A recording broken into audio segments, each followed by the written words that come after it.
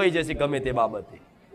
એટલે તમારો આ ક્રોધ, કામ, ક્રોધ, મોહ, લોભ, ઈર્ષા, રાગ, દ્વેષ આ બધું છે ને મારે કાઢવું છે, એ છે અંદર। પણ એ ક્યારે નીકળશે?